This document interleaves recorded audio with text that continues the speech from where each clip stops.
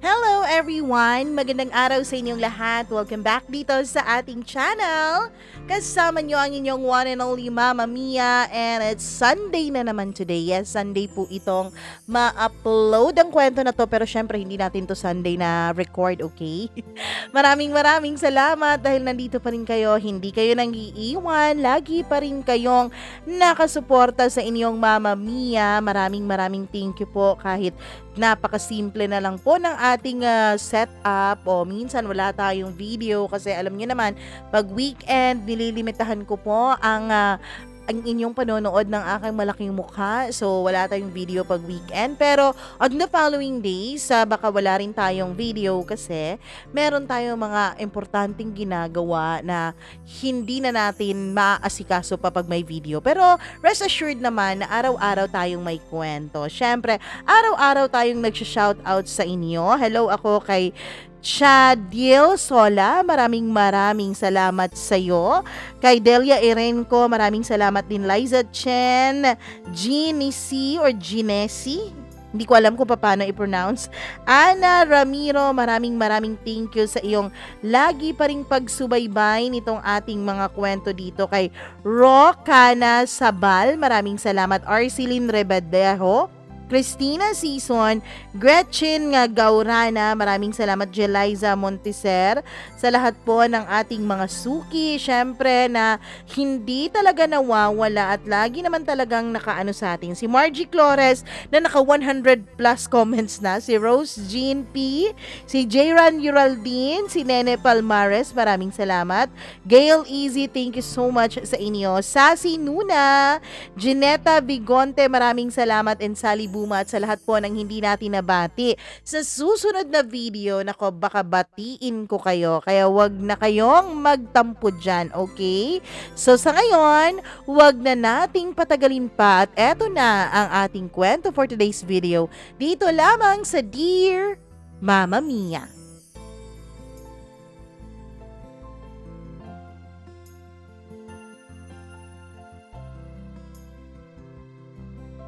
Ilang beses na nating naririnig ang mga katagang hindi natin hawak ang buhay. And life is short, kaya dapat lagi nating gawing masaya, gawing kaaya-aya, gawing makabuluhan ang bawat araw na ating pinagdadaanan. Meron mang mga masasakit, masasalimuot na bahagi ng buhay natin, dapat magpasalamat pa rin tayo dahil meron pa rin na mga blessings na dumarating na siya namang nagpapaganda ng ating buhay. Dear Mama Mia, matagal-tagal na po akong tagapakinig ninyo.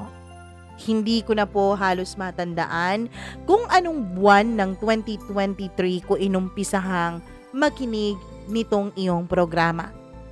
Nadiskubre ko lang po ito dahil sa aking isang kaibigan. Mama Mia, nag-post po ako dito at nag-comment dito sa iyong channel pero hindi ko po sinabi ang aking pangalan. Hindi ko na rin matandaan kung kailan ko sinimulang isipin na magbahagi rin ng sarili kong kwento. Nawawalan kasi ako ng lakas ng loob every time na tinatry ko pong mag-type at tinatry ko po na sariwain ang lahat ng aking mga pinagdaanan. Pero dahil nga sa panunulsul na rin ng isa kong kaibigan, I gathered all the courage I have para lang makapagsulat at makapagpadala sa iyo ng kwento. Mama Mia, hindi po ako storyteller. Sana po ay maintindihan niyo ang kwentong ilalahad ko. Itago niyo na lang ako sa pangalang Eric. I'm a guy and galing po ako sa Mindanao. Pero nandito na po kami at dito na po ako naninirahan kasama ng older brother ko. Mama Mia, hindi ko na lang sasabihin ang eksaktong mga lugar kung saan ako nanggaling at kung saan nangyari ang kwentong ito. Pero ikukwento ko ito nang sa aking makakaya. Let's go back in time para mas maintindihan nyo ang kwentong ilalahad ko. I may burn out like a candle and I may pass away. I may fall just like a shooting star, but my heart will always stay. Hindi ko alam kung saan ko to nabasa. Hindi ko na lang din iisipin pa. Sisimulan natin ang kwento ko. Nung first year high school ako at nasa night classes ako, Mama Mia. Masyado kasing marami ang mga estudyante dun sa amin. Kaya nakaschedule po ang mga pasok sa eskwelahan. Nagpa-enroll ako noon sa public school na malapit lang sa amin. Walking distance lang kung tutuusin. Sa probinsya namin, Mama Mia, ay hindi ka po mababagot at hindi ka po matatakot maglakad tuwing gabi. Mae-enjoy mo ang bawat paglalakad mo dahil marami po kayong magkakasabay na maglalakad ng iyong mga kaklase. Minsan nga nagtatakbuhan pa kami. Minsan naglalakad habang nagkukwentuhan. Minsan naman wala lang, naglalakad lang. Nagdi-daydream kung anong gusto naming maging paglaki namin. At isa pa, halos lahat po ng kasabayan ko sa paglalakad ay mga relatives ko lang din naman at mga kadugo. Siyempre sa probinsya, Mama Mia, halos magkakalapit lang po ang mga bahay ng mga magkakapamilya o magkakadugo. Kaya naman, dahil doon ay halos magkababata din kami at magkakaibigan na rin. After first week ng klase namin, unexpected talaga na biglang nagsabi yung aming advisor na iibahin niya raw yung seating arrangement namin. Dapat girl-boy ang seating arrangement.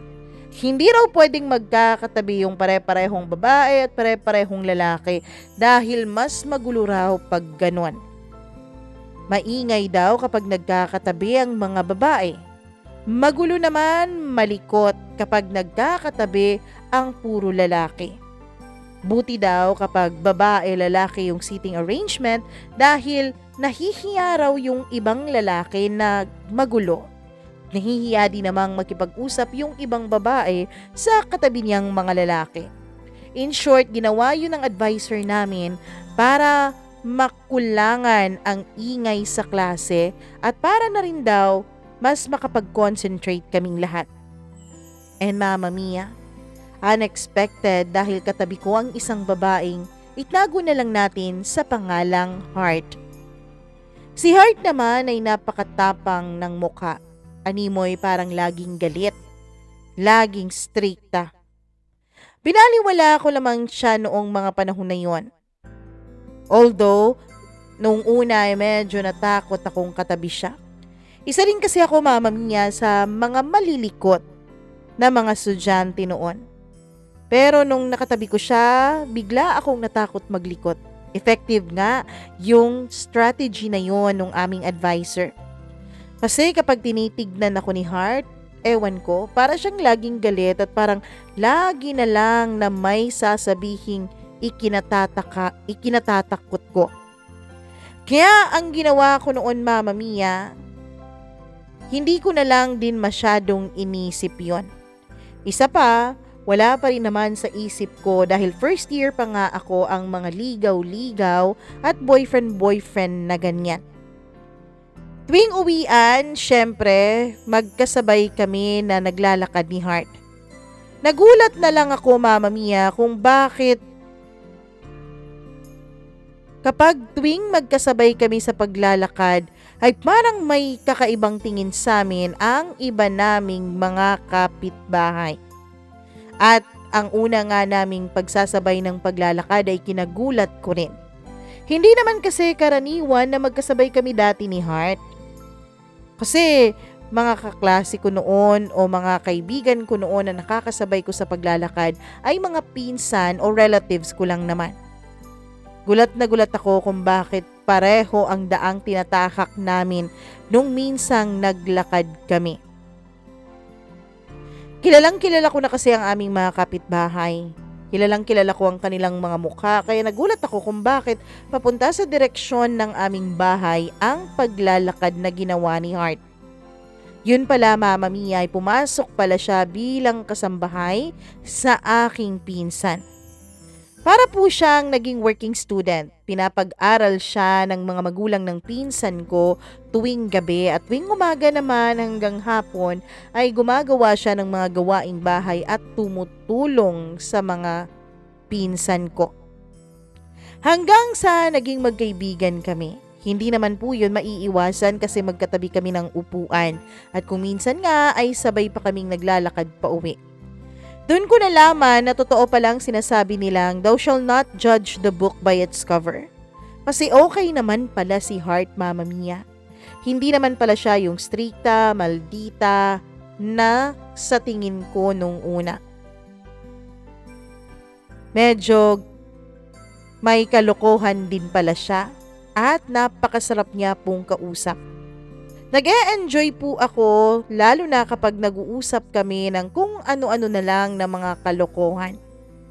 Mama Mia, ang pinaka-distinctive character po ni Heart ay tuwing tumatawa siya na wala pong boses na lumalabas. Lagi po siyang tumatawa na walang boses tapos pumapalakpak na akala mo ay isang seal. Yun bang nakikita natin sa mga palabas? Yun bang mataba na pumapalakpak-palakpak? Ganun po siya. Nakakaaliw po siyang tignan tuwing tumatawa. Hanggang sa summer vacation na, naligo kami sa dagat at syempre magkasama kaming magkakaklase. Mama Mia, dahil nga sa sobrang kalikutan at sobrang enjoy niya, habang naliligo kami ay bigla na lang po siyang nasubsob sa buhanginan. Pero syempre, tinulungan ko siya dahil ako lang naman ang nakakita sa pagkakasubsob niya na yon. Pagkatapos ko siyang tulungan ay tawang-tawa ko sa itsura niya. Kasi punong-puno po ng buhangin ang kaniyang buong mukha. Halos yung kanyang bibig ay napuno rin ng buhangin kaya tawang-tawa ko sa kanyang itsura. Pero Mama Mia, habang tumatawa ako, ay bigla akong napatigil at bigla ko siyang natitigan. Tulad ng mga nangyayari sa pelikula, na biglang nagsuslow motion ng lahat. Doon ko po na-realize that I'm falling in love with her. Na-in love na ako kay Heart. At hindi ko na po pinalagpas pa ang pagkakataon. First time ko pong manligaw pero niligawan ko nga siya. Sinabi ko sa kanya na gusto ko siya at inamin din naman niya sa akin na may lihim din naman siyang pagtingin. By May nung taon na yon ay naging kaming dalawa na. Nung second year high school kami, classmates pa rin kami at magkatabi pa rin kami sa upuan. Masabi ko nga siguro Mama Mia that everything was almost perfect. I have my girl, tapos katabi ko siya lagi. Nai-inspire ako lagi na mag-aral ng mabuti, gumawa ng assignments, gumawa ng project dahil nakakahiya naman kung pagalitan ka ng teacher mo tapos nakakarinig nun ang girlfriend mo, hindi ba? Isang araw bumisita siya sa amin. Kasama niya ang pinsan kong babae na kasama rin sa mga pinagsisilbihan niya dahil nga pinapag-aral siya ng mga magulang ng mga ito. Noong nakarating sila sa amin ay iniwan po siya ng pinsan ko dahil yung pinsan ko rin ay meron rin palang kausap at magdi-date ito sa kanyang boyfriend. We were 14 years old that time. Yes, napakabata pa, I know. Batang-bata pa kung tutuusin para pumasok sa pakikipagrelasyon. Sa mga nakikinig ngayon na mga menor de edad, huwag niyo po akong gayahin ha. She hugged me tight. Hindi ko alam kung bakit. First time niya po yung maunang yumakap sa akin. At napakahigpit ng kanyang pagkakayakap. Nakasandal lang ako nung mga panahon na yun sa isang wall. Tapos siya, bigla niyang sinubsob ang kanyang mukha sa may kili-kiling parte ko. So, nagbiro ako Mama Mia dahil hindi ako sanay na gano'n ang reaksyon niya.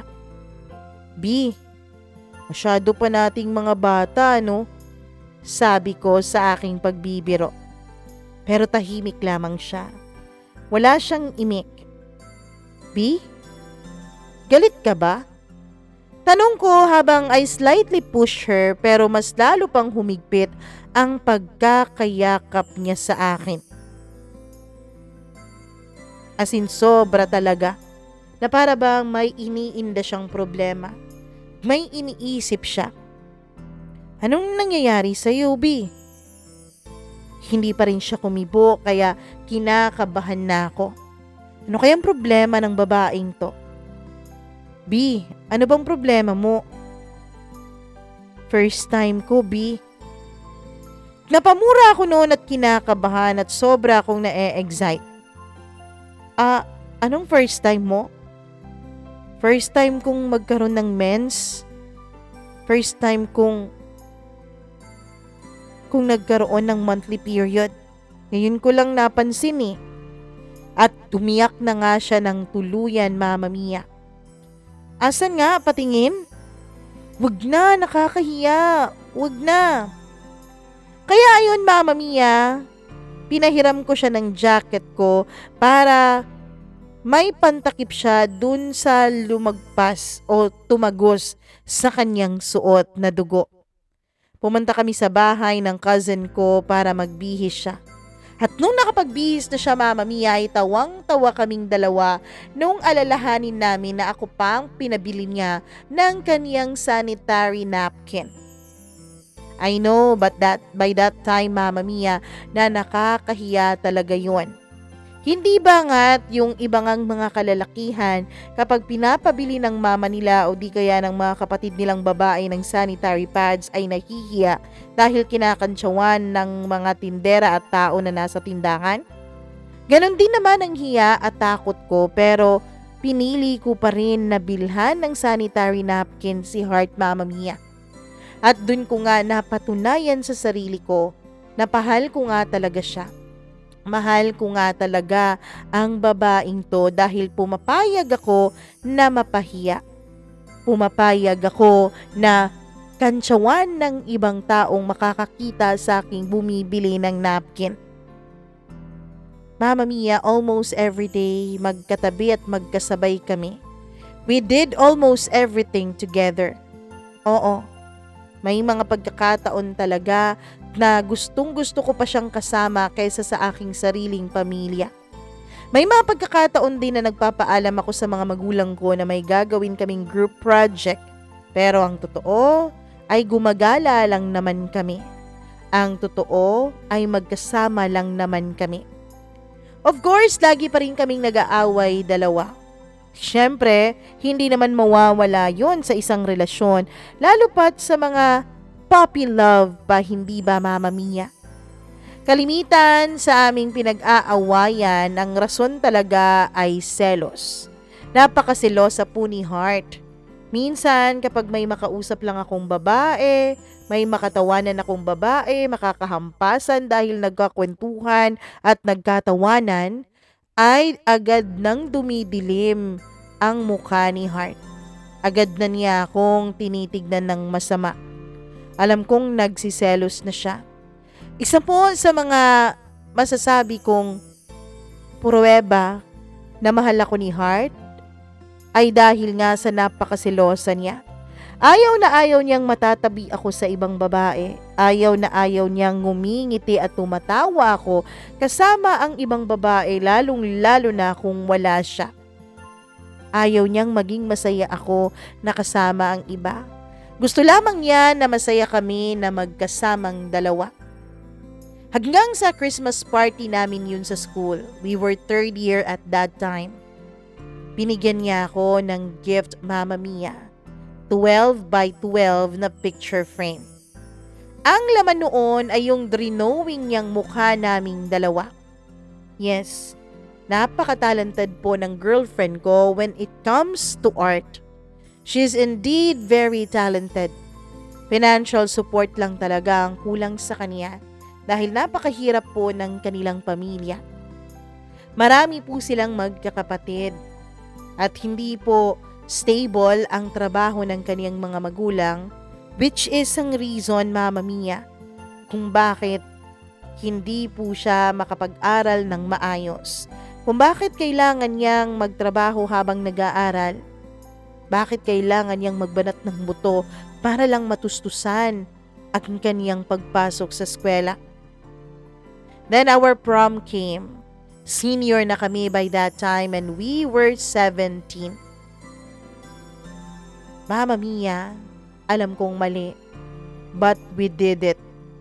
Pagkatapos ng aming senior prom, dun po nangyari ang lahat. May nangyari sa aming dalawa. Sobra-sobra ko yung ichini-cherish dito sa puso ko. It started out as a simple kiss. Yung halik na parang nananansya. Yung halik na halos hindi dumampi ng matagal ang labi namin sa isa't isa. First smack kiss, second, third, fourth. Pagkatapos ng ika-4 na smack kiss namin nung gabing yon ay nagkatitigan kami. Kaming dalawa lang noon sa bahay namin. Wala po ang mga magulang ko. Ginala ko siya doon dahil sabi ko magbibihis na muna ako bago ko siya ihatid sa bahay ng pinsan ko. Pero nung matapos akong magbihis ay inaya ko pa siyang uminom kami ng mainit na gatas at saka tsokolate para mainitan naman ang tiyan naming dalawa. Pagkatapos ay nag-uusap nga kami. Pinag-usapan namin ang aming future. Pinag-usapan namin ang aming mga plano since senior na kami that time. At dahil nga in love kami sa isa't isa, unti-unting nagkalapit ang katawan namin hanggang sa dinampian ko siya ng isang smack kiss. Dumampi siya ng pangalawa. Dinampian ko siya ng pangatlo at siya naman ang dumampi sa labi ko nung pang-4 na smack kiss na namin. At nagkatitigan kami. Ako ang pumutol sa pagitan naming dalawa. Ako ang lumapit sa kanya at hinalikan ko siya. Dahan-dahan lamang hanggang sa naging malalim ang halik na yon. Hanggang sa tuluyan ko na nga siyang naangkin. Ako ang una niya at siya rin naman ang una ko. Pareho naming first love ang isa't isa, Mama Mia. At nung matapos nga na may mangyari sa amin, alam ko na nalungkot siya. Alam kong natakot siya. Alam kong kinabahan siya. Kinakabahan rin naman ako pero walang pagsisisi sa puso ko. Right there and then, Mama Mia, sinabi ko sa sarili ko, nagagawin ko ang lahat. Magsisikap ako para wag kaming maghiwalay dalawa. Magsisikap ako para sa aming future. Sisikapin kong kami maging hanggang sa huli. Dahil nakuha ko na ang pinaka-importanting bagay para sa kanya. Nakuha ko na ang isang bagay na pinagkakaingatan ng halos lahat ng babae. Mama Mia, masaya ako. Masaya ako dahil ako ang una niyang pinagkatiwalaan. Masaya ako dahil malaki ang paniniwala niya sa akin at pagmamahal niya sa akin para magawa niyang ibigay ang kanyang sarili. Hanggang sa graduate na kami. She graduated as first honorable mention. Ako, hindi naman din ako matalino, Mama Mia eh. Pero graduate pa rin naman. Sakto lang naman sa pag-graduate. Sabi nga ni Tatay Digong, aanhin mo pa yung sobra, diba? Sakto lang para makapaso, sakto lang para makapasa. Pero Mama Mia, hindi naman din minaliit ni Heart ang tingin niya sa akin. She accepted me for who I am, neglecting everything. Lalo-lalo na ang mga pagkukulang ko. Pagkatapos nun ay nagtrabaho siya right after our graduation. Sabi niya, summer pa naman daw. Kailangan niya raw magtrabaho para makaipon ng marami-rami para sa kanyang pang-college. Pero Mama Mia, kahit na ginawa na niyang araw yung gabi sa pagtatrabaho, she told me na parang imposible. Parang imposibleng makapag-aral siya dahil hindi naman po uso noon yung mga napakaraming scholarship ngayon. Nung kapanahunan din namin ay hindi pa po libre ang mga state colleges. May mga tuition din po, Mama Mia. At hindi rin naman madaling kitain yon, lalong-lalo na sa isang estudyanteng kagaya pa niya. Hanggang sa yung kuya ko ay pumunta na nga ng Maynila para dun na pag-aralin ng mama ko. Pati ako, Mama Mia, sinabihan ako ng mama ko na sumama na lang daw ako sa kuya ko at sumunod ako sa kanya doon. Doon daw mas may oportunidad ako dahil mas sikat yung mga paaralan. Kapag doon daw ako mag-aaral, kapag nakagraduate ako, ay mas marami raw kumpanya na willing tumanggap sa akin. Naguguluhan ako nung mga panahon na yun, Mama Mia. Naguguluhan ako dahil ayokong mawalay kay Heart. Naguguluhan ako dahil ayokong malayo sa kanya. Pero ano bang magagawa ko? Ano bang magagawa ng isang anak lamang? Siyempre at the end of the day, magulang pa rin ang nasusunod.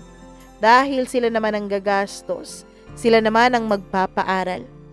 So ayun nga, Mama Mia, sumunod ako sa kuya ko sa Maynila at dun na nga ako nag-aaral. Text lang ang tanging source of communication naming dalawa ni Heart. Hindi rin po pwedeng lagi kaming magka-text noon dahil nga may trabaho siya. At isa pa, Mama Mia, hindi rin naman masyadong uso noon ang mga unlit text na ganyan at unlit call. Kailangan niyang mag-ipon dahil pangarap ni Heart na tapusin ang kaniyang pag-aaral. Pangarap niya na kapag sapat na ang ipon niya, ay magpapa-enroll siya ng college.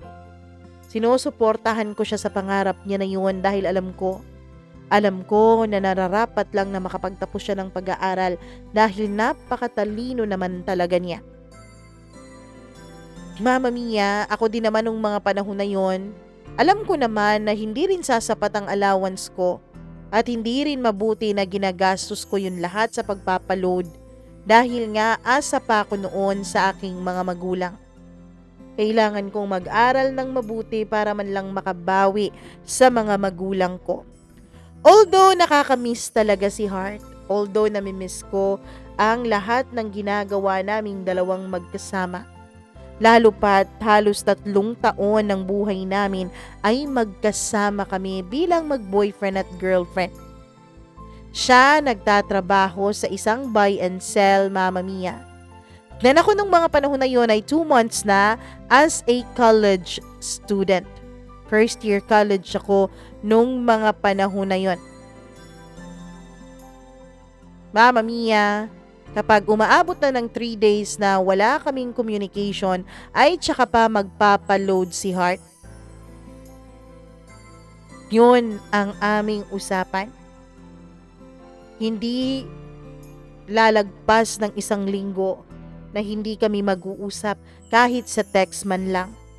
Kaya binabawasan niya ang kaniyang sweldo para sa pambili ng load.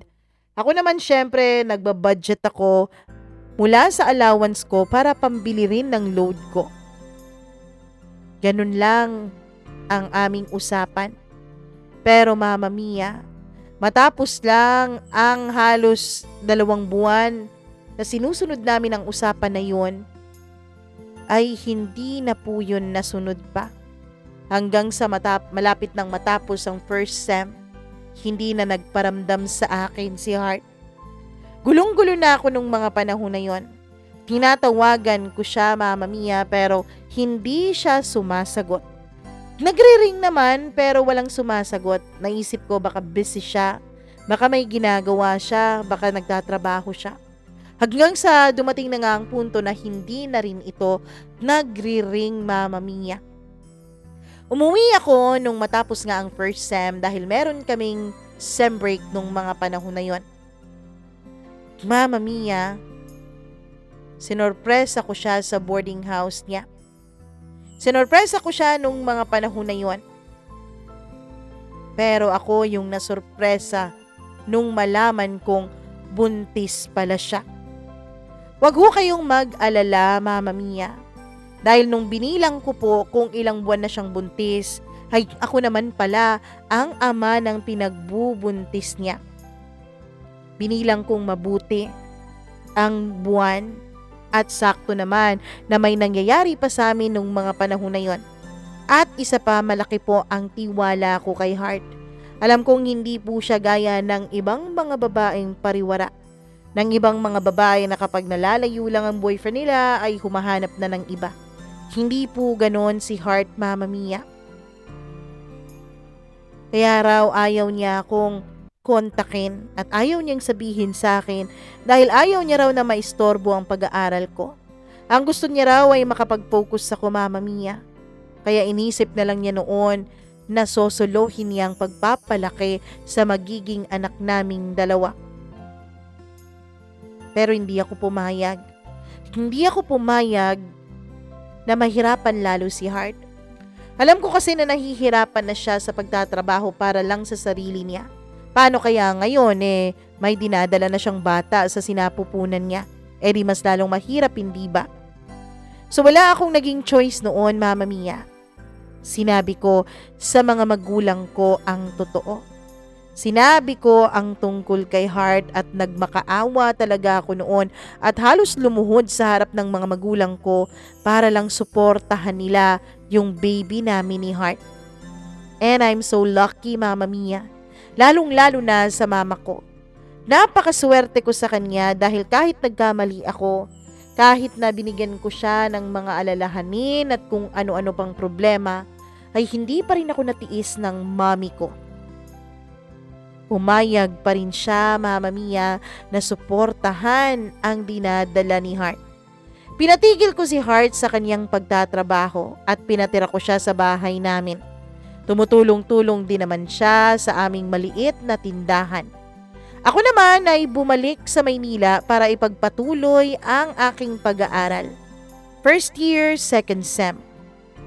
January, Mama Mia, nanganak si Heart. It was a baby girl. Pinangalanan namin yun sa kanyang gustong pangalan. Fel na lang ang itawag natin sa anak ko. Though si Heart naman talaga, Mama Mia, ang nagpangalan sa anak ko dahil wala ako nung nanganak siya kasi nasa Maynila ako at nag-aaral pa noong mga panahon na yon. Noong mga panahon na yun ay hindi po ako nakauwi kasi meron pong mga importante akong ginagawa sa paaralan na siya namang rason kung bakit kami nag-aaway ni Heart. Bakit daw hindi ko magawang umuwi na manganganak na siya? Meron na raw ba akong iba? May iba na raw ba akong sinasamahan? May iba na raw ba akong mahal? May iba na raw ba akong mga plano sa buhay? Kung ano-anong mga pagsiselos na tulad pa rin naman ng dati na lagi naming pinag-aawayan, mas grumabi lang nung napalayo ako sa kanya. Every time galing ako ng school, tuwing gabi ay tumatawag ako sa kanya. Lagi pong umiiyak ang anak namin. Pero kapag kinakantahan na ni Heart yung anak namin ng paborito naming kanta, ay tumatahimik din naman po yung baby. Pati nga ako, napapatahimik Pati ako napapatulog sa napakagandang boses ng mahal ko. And then, it happened. Mama Mia, sanay na po talaga ako na kung minsan ay hindi ko matawagan si Heart. Sanay din ako na kung minsan ay napakarami na niyang miss call sa akin. Kasi nga, laging may iniisip na kung ano itong mahal ko. Lagi niyang iniisip na pinagpapalit ko siya sa iba. Isang araw, nagulat ako dahil napakarami kaysa sa usual ang tawag ni Heart sa akin. 15 missed calls, Mama Mia. Nasa paaralan ako noon at busy kaya hindi ko nasagot ang mga tawag niya. Sakto naman na naka-silent talaga ang phone ko. Siyempre sinasilent ko yun lalo na tuwing nasa paaralan ako. At sakto naman natapos na ang klase ko at nakita ko ang napakarami na niyang missed calls. Kaya ayun, ako na ang tumawag sa kanya. Hello B? Bakit ang dami mong missed calls? Tanong ko nung sumagot na sa kabilang linya ang tinatawagan ko. Iho, Eric? Iho, si Heart.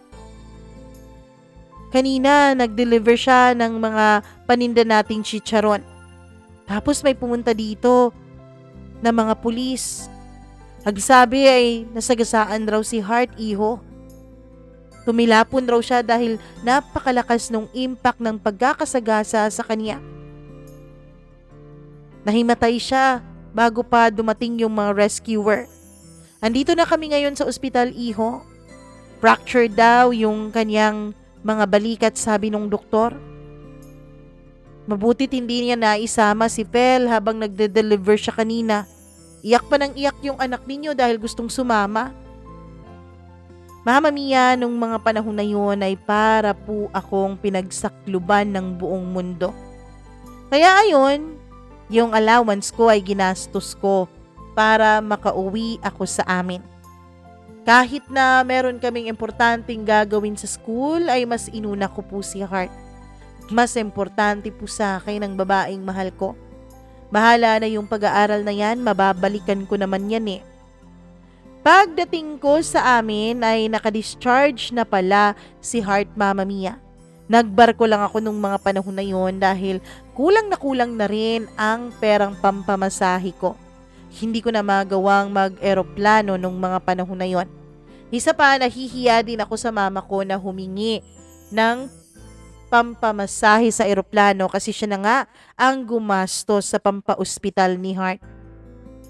Alam mo be, pakiramdam ko parang lumabas yung kaluluwa ko sa katawan ko nung nabangga ako eh. Yun ang sabi ni Heart sa akin. Mama Mia, iyak ako ng iyak nung makita ko siya kahit nasa harap pa ako noon ng mga magulang ko. Hindi ko man nakita ang nangyari kay Heart ay na-imagine ko po ang pagtilapon niya nung nasagasaan siya. Lagi ko pa siyang pinapagalitan nung mga panahon na yon. Tinanong ko pa kung bakit siya talagang nag-deliver ng mga chicharon, pwede naman niyang iutos sa iba at bigyan na lang ito ng parte o di kaya bigyan na lang ng pampalubag loob na sweldo. Pero sabi niya, sayang daw kasi ang ibabayad, pwede na raw yun na isali sa kita nung chicharon. Gusto din niya, Mama Mia, na pabalikin ako kaagad sa Maynila. Sabi niya kasi ay sayang ang araw. Baka yun pa ang maging dahilan at magkaroon ako ng bagsak at babalik pa ako. Huwag ko raw pababayaan ang pag-aaral ko dahil napaka-importante daw noon para sa future namin. Pero nung makita ko siya at mayakap ko siya ay nakaramdam ako ng kapayapaan. It's nice to hug her again, kiss her again. At lalong-lalo na ang bagay na gustong-gusto kong ginagawa kapag umuwi ako. Siyempre ang makaniig sa kama ang babaeng mahal ko. Kahit na anong pilit ni Heart sa akin na bumalik na agad ng Maynila ay hindi po ako sumunod. Nagstay po ako doon for 1 week and everyday for 1 week ay kinakantahan niya ako bago kami matulog. Pagkatapos na may mangyari sa amin ay kumakanta siya para makatulog kaming dalawa. Para akong bata noon na inaalagaan din niya. Imbes na siya ang alagaan ko dahil kagagaling lang niya sa ospital, ay ako pa rin ang inaalala niya. Ako pa rin ang inaalagaan niya. One time, Mama Mia, nirecord ko ang kaniyang pagkanta sa akin. Pagkatapos, bigla siyang nagsabi ng, I love you, be, nung matapos na ang kinakanta niya. Kinabukasan nun, Mama Mia, ay nagising ako dahil umiiyak ng todo ang anak namin. As in yung iyak talaga na parang meron siyang gustong sabihin pero hindi niya magawa. Nagising ako at naisip kong baka nagugutom na ang anak ko. Mama Mia, pinadede ko ang anak ko pero hindi talaga tumitigil sa kakaiyak. Kasi nung mga panahon na yon, nagpapump po si Heart ng breast milk niya.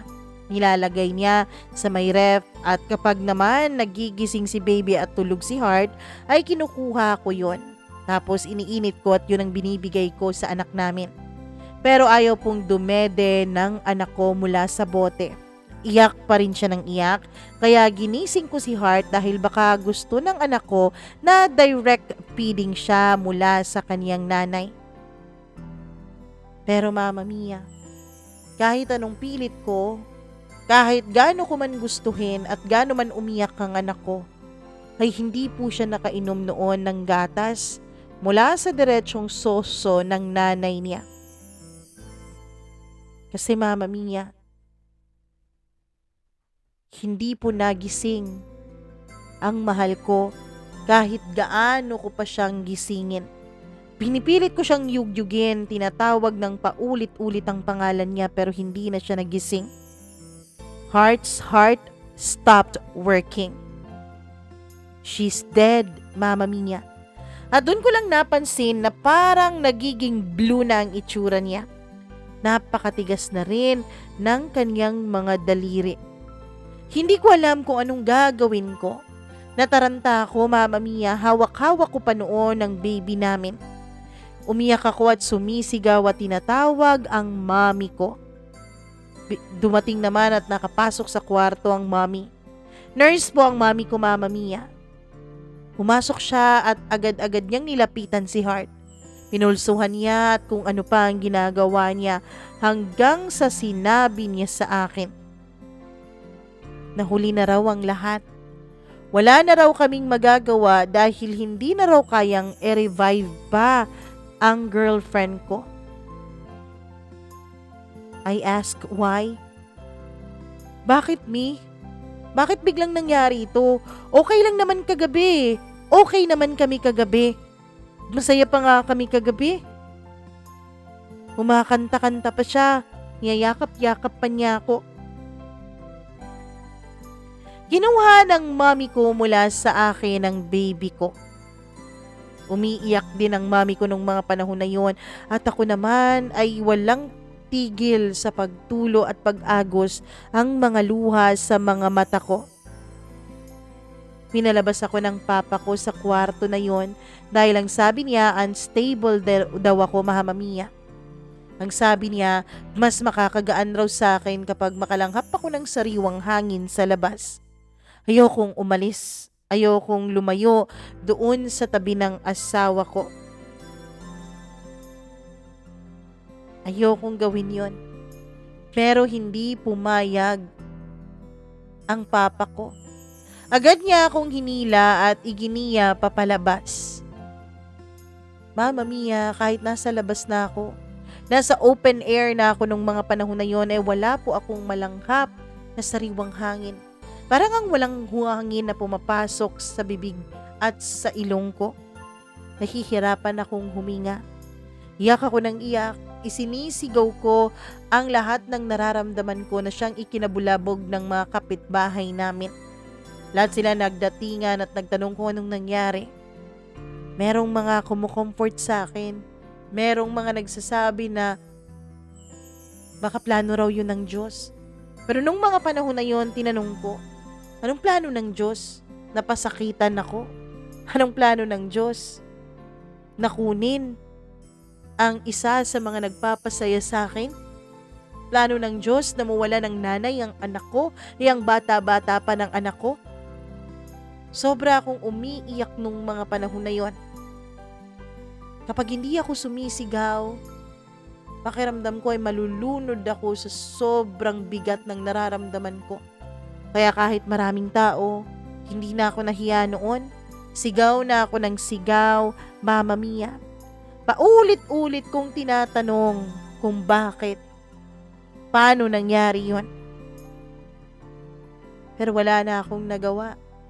Kahit ilang beses kong sampalin, suntukin ang sarili ko sa pag-aakala at sa pag-asang baka panaginip lang ang lahat, baka bangungot lang ang lahat, pero hindi. Hindi po ako nagising sa masamang panaginip na yon. Hanggang sa namalayan ko na lang na inaasikaso na ng mama ko ang mga labi ni Heart. Kinuha na rin siya ng funeral parlor, Mama Mia. Umiiyak pa ako noon at pinipigilan pa ako ng papa ko pati na rin ng mga kapitbahay namin dahil sinisigawan ko yung mga tao sa funeral parlor na kumukuha sa labi ni Heart, Mama Mia. Ayokong kunin nila ang mahal ko. Ayokong ilayo nila sa akin si Heart. Para na akong nababaliw nung mga panahon na yon. Hanggang sa ibinalik na nga siya ng funeral parlor pagkatapos ng less than 24 hours sa bahay. At dun na nga siya ibinurol, Mama Mia. Tanong pa rin ako ng tanong. Ang sabi ay nagka-hemorrhage daw si Heart dahil sa impact nung pagkakadisgrasya niya. Hindi ko alam kung bakit hindi agad yun nakita ng mga doktor. Hindi ko alam kung anong mga procedure ang ginawa sa kanya dahil nga nung nakauwi ako ay na-discharge na siya mula sa ospital, Mama Mia. Ang dami pang pinaliwanag sa akin ng mami ko dahil nga nasa medical field siya. Ang dami pa niyang sinabi sa akin tungkol sa pagkakadisgrasya ni Heart pero wala po akong maintindihan na kahit na ano. Hindi po iniintindi ng utak at ng puso ko ang mga nangyayari. Ayaw na ayaw ko po na intindihin kung ano man yon. Dahil ang gusto ko lang ay magkaroon ng milagro. Ang gusto ko lang ay maibalik ang oras na kasama ko pa si Heart. O maibalik sa akin ng tuluyan si Heart. Dasal ako ng dasal noon. Lagi kong sinasabi, kung ikaw ang Diyos ng mga milagro, bakit hindi mo buhayin ngayon ang babaeng mahal ko? Pero Mama Mia, wala nga naman talagang ganong klaseng milagro. Hanggang sa inihatid na nga namin sa kanyang huling hantungan si Heart. Hindi ko pa rin matanggap ang kanyang pagkawala. Tumigil ako sa pag-aaral ko dahil pakiramdam ko nung mga panahon na yon ay wala din namang silbi ang lahat. Kasi kapag nagtatrabaho pa ako o nag-aaral pa ako, hindi rin naman ako makakapag-concentrate. Alam kong babagsak lang din ako. Mama Mia, ilang linggo, ilang buwan po akong halos hindi bumabangon sa kama. Lagi lang akong nagmumukmuk sa silid ko. Ilang beses na rin akong pinuntahan doon ng mami at papa ko. Ilang beses nila akong pinilit na magpatuloy sa buhay. Pero sadyang napakahirap ipagpatuloy ang buhay mo na yung isa sa mga taong pinaplano mong kasama mo sa pagtupad ng mga pangarap mo ay bigla-bigla na lang mawawala sa'yo. Hanggang sa ma-realize ko, hindi pala ako nag-iisa. Kung nasasaktan ako, kung kawawa ako dahil iniwanan ako ng babaeng mahal ko, meron pa palang mas kawawa sa akin. Yun na yung walang iba, kundi ang anak naming dalawa ni Heart. Si Fel, ang baby namin. Lalaki na siyang hindi makikilala ang kanyang ina. Lalaki na siyang hindi maaalagaan, hindi masusuportahan ng ina niya gaya ng nararanasan ko sa mami ko.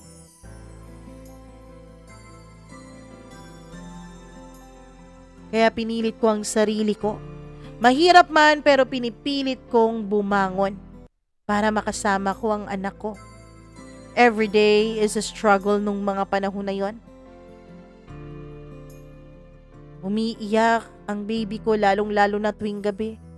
Nahihirapan po siyang matulog pero kapag kinakanta ko sa kanya ang kanta ng mommy niya sa kanya, Dun po unti-unting tumatahimik ang bata.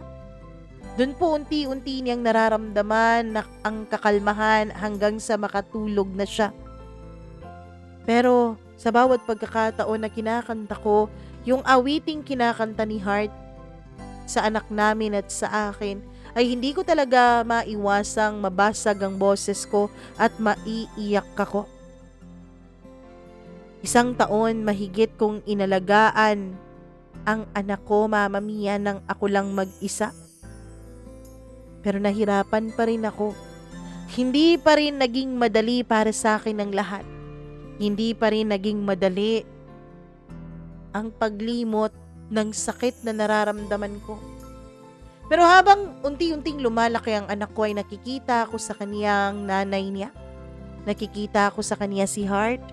At alam ko, Mama Mia, na ang anak ko ang buhay na ebidensya kung gaano ako kamahal ng babaeng first love at greatest love ko.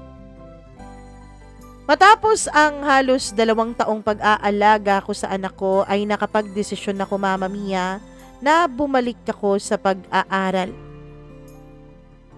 Nag-transfer ako at nag-aral ako doon sa probinsya namin dahil gusto ko na nakakasama ko ang anak ko habang siya ay lumalaki. Kapag nawalan ka ng mahal sa buhay, doon mo marirealize ang tunay na kahulugan ng sinasabi nilang life is short. Maikli ang buhay. Hindi mo alam kung anong mangyayari bukas, mamaya, sa susunod na linggo, sa susunod na araw, o sa susunod na buwan. Doon mo talaga mas maiintindihan yon kapag nawala ang isang taong napaka-importante sa buhay mo. Kaya hindi ako pumayag na mapalayo ako sa anak ko, Mama Mia. Nag-aral ako. Nag-transfer ako.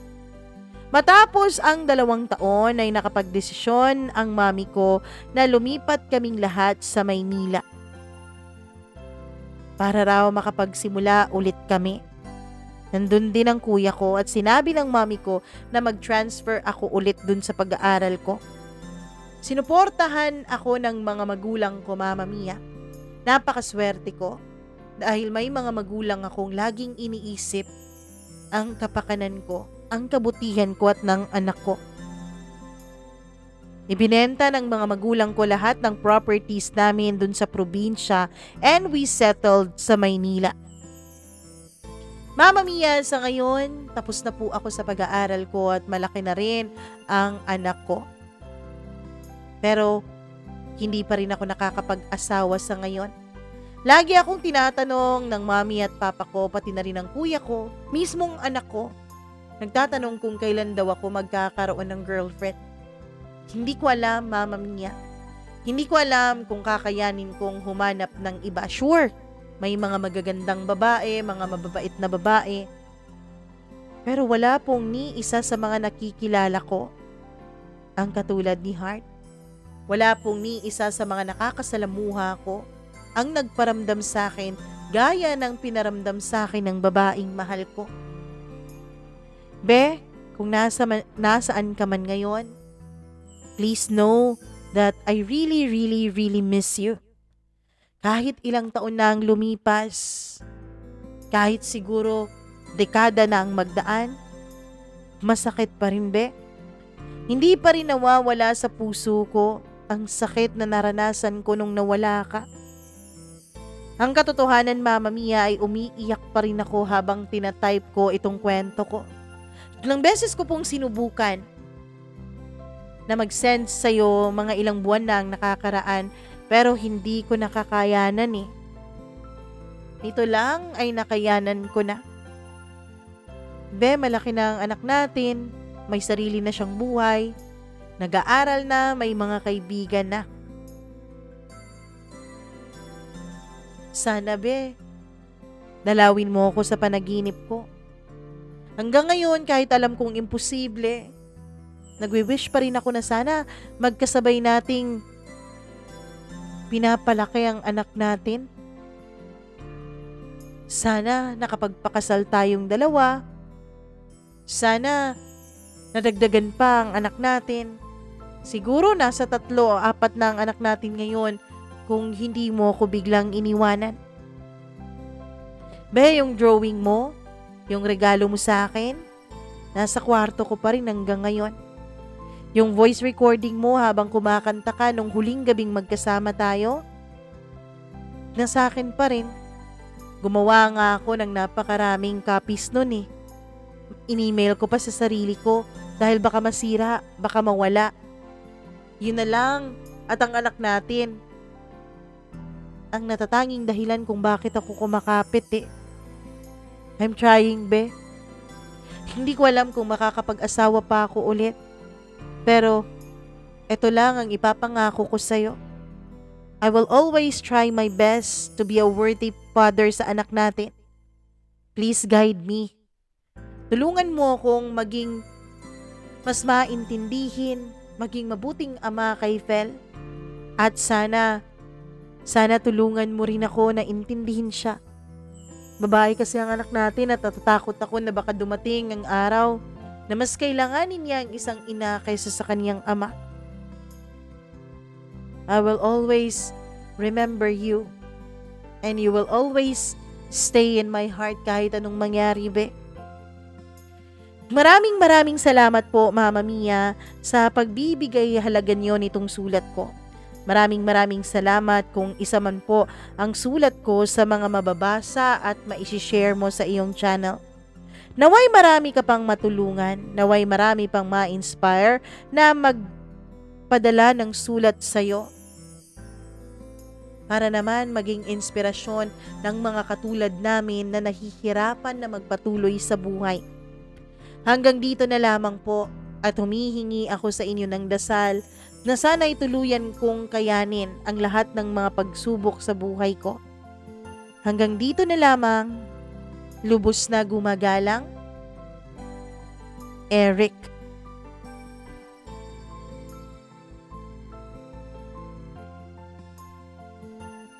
Alam mo, Eric, unang-una sa lahat, nakikiramay kami kahit na ang tagal na mula nung mawala ang asawa mo sa'yo.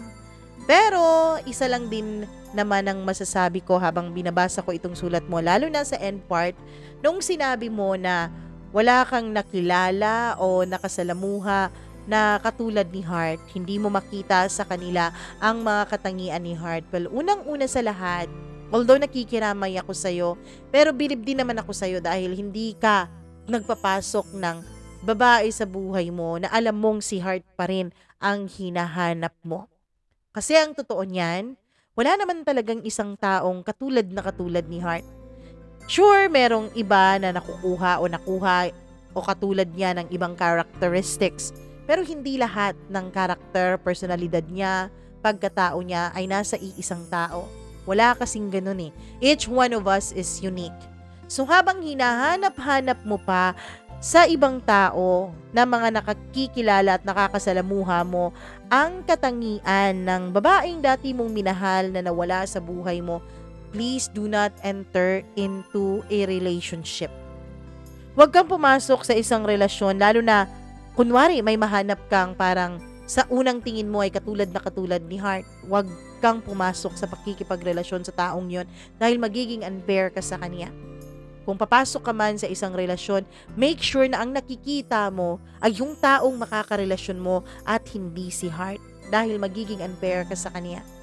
My heart goes to the people or the women na makakasalamuha mo, nahahanapan mo ng mga katangian ni Heart.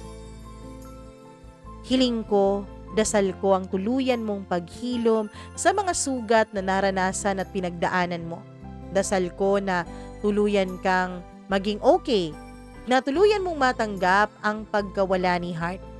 Pero sana, dasal ko rin na walang ibang taong madadamay sa pag-move on mo, okay? Kasi napakahirap kalabanin yung taong wala na.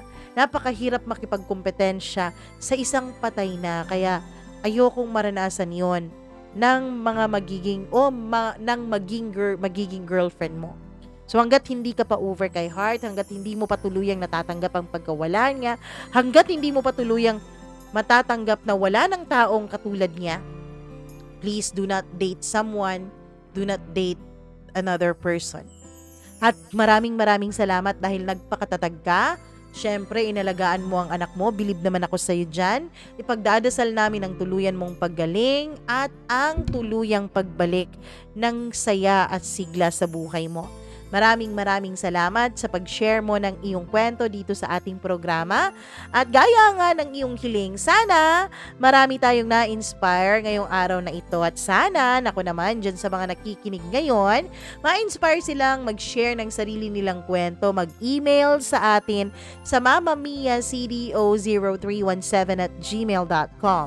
At isa pa po, huwag kalimutan na mag-subscribe, mag-like nitong ating channel, mag-click ng notification bell para lagi po kayong na-update sa tuwing meron tayong video at kwento na inilalabas. Maraming salamat po sa walang sawa ninyong pagsuporta at pagmamahal.